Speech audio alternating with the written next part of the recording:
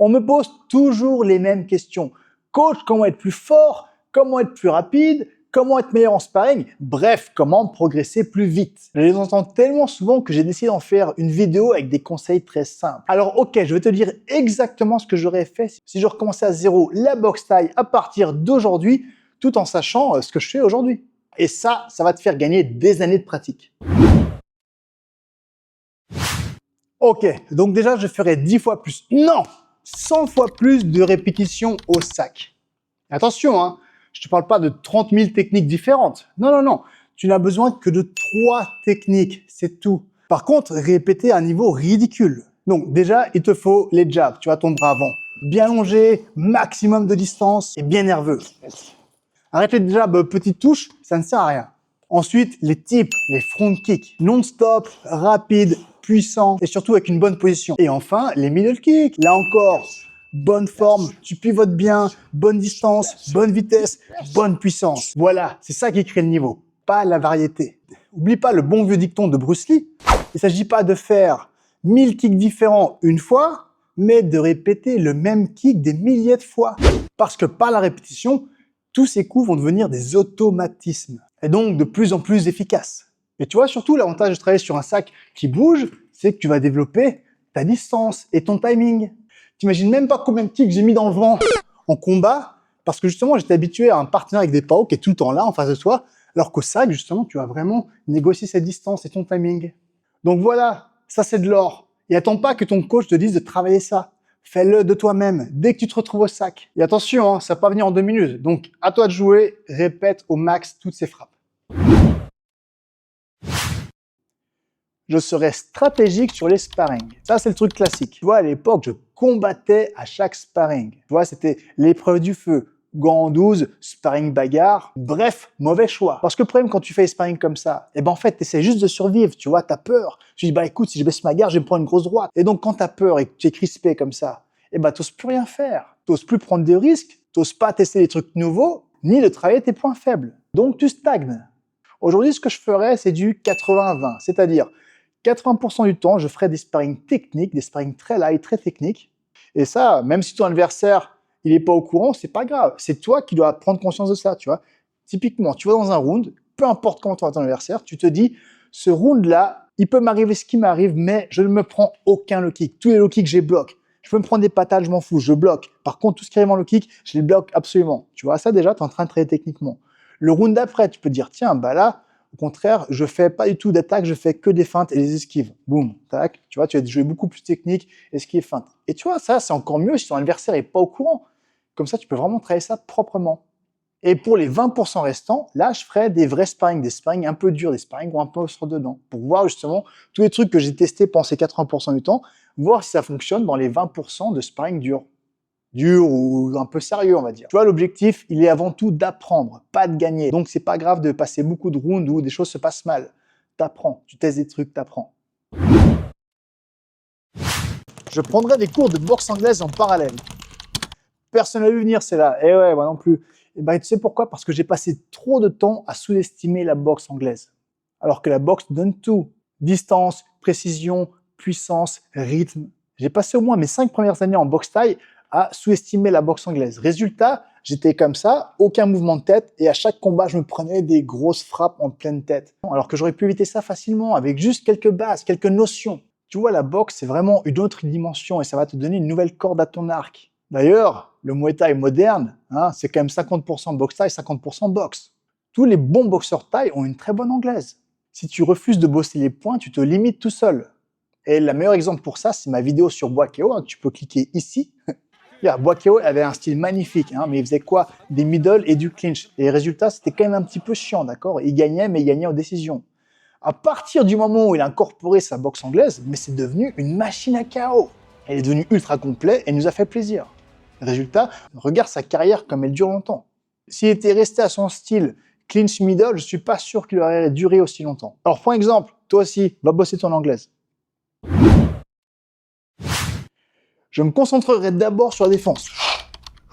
Trop de débutants se concentrent sur les attaques puissantes. Mais à quoi ça te sert si ta défense est mauvaise? La différence entre un bon boxeur et un grand boxeur, c'est quand tu ne te fais plus toucher. Distance respectée au millimètre. Esquive basique mais automatique. Tu vois, quand tu te sens en sécurité et intouchable, tu deviens un vrai cauchemar pour tes adversaires. Et surtout, quand tu commences à esquiver au lieu d'encaisser, eh ben, tu vas commencer à réussir à avoir l'adversaire dans des positions inconfortables pour lui, ou toi, au contraire, tu vas pouvoir shooter pleine puissance.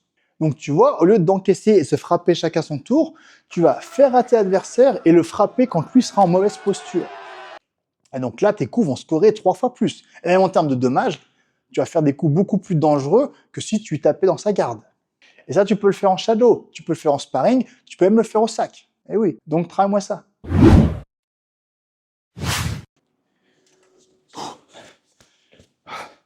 Je ferai du fractionné au moins une fois par semaine. Le nombre d'élèves qui me demandent « Coach, j'ai couru 10 km, c'est bien ?» Oui, c'est bien, pour ton cholestérol peut-être, mais par contre pour boxer c'est 0. Tu vois, le cardio-combat, c'est du fractionné.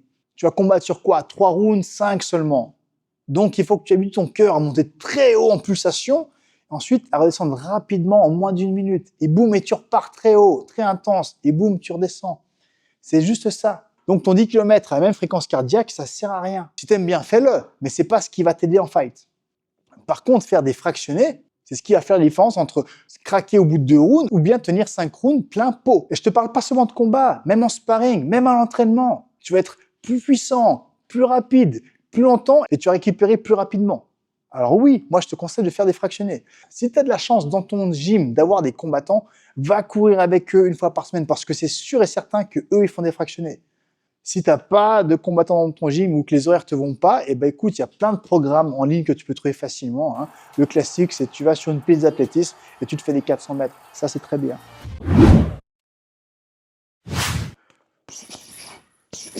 Je ferai énormément de rounds au double hand bag.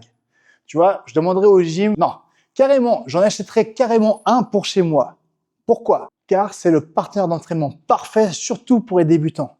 Déjà, ça t'oblige à être relâché. Tu vois, si tu es crispé, tu vas pas y arriver. Ça va pas marcher. Aussi, ça t'apprend à être précis. Tu vois, le ballon, il bouge exactement quand l'adversaire, il bouge sa tête. Ah. Donc là, il faut que vraiment, tu seras ta précision.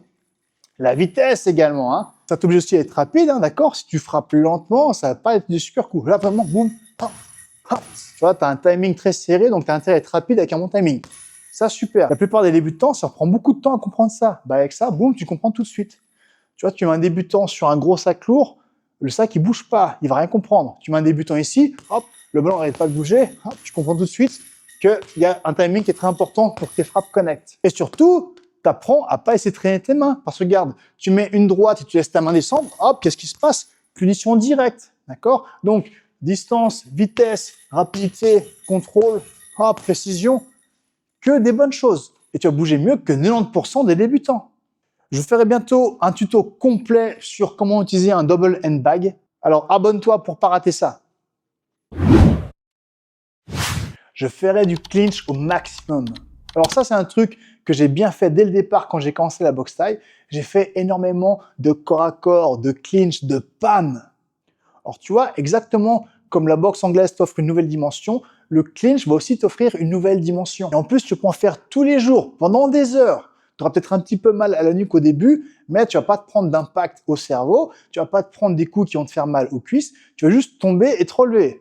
Génial. Oui, au début, tu vas être nul, c'est normal. Mais pratique énormément. Et surtout, garde en tête que c'est l'aspect que tout le monde esquive.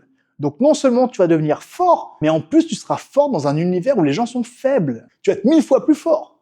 Il y a même des pros qui sont nuls en clinch. Alors pourquoi t'en profiterais pas pour avoir un avantage sur eux? Je te dis tout net, moi ça m'a sauvé la vie plus d'une fois quand j'ai affronté des tailles très dangereux. Et ben, grâce à mes aptitudes au clinch, hein, j'ai réussi à survivre ou même, voire même parfois renverser la situation.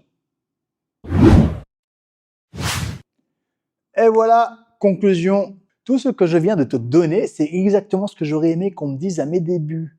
C'est pas une histoire de talent ou de magie, c'est juste du travail intelligent. Parce que au final, très rapidement, tu vas devenir dangereux à distance avec tes jabs, tes middle et tes tips. Ensuite, tu vas être dangereux à mi-distance avec ta boxe anglaise. Et ensuite, tu vas être encore plus dangereux au corps à corps grâce au clinch que tu auras pratiqué. Tu vas être plus fort et plus polyvalent que des gens qui s'entraînent depuis des années sans jamais se remettre en question. Et oublie pas, hein, en boxe thaï, il n'y a pas de ceinture de couleur, d'accord, pour ton niveau. Non. La boxe thaï, elle récompense la méthode, ce qui fonctionne, pas l'ego ou les années de pratique. C'est un peu la critique de certains arts martiaux, si tu vois ce que je veux dire.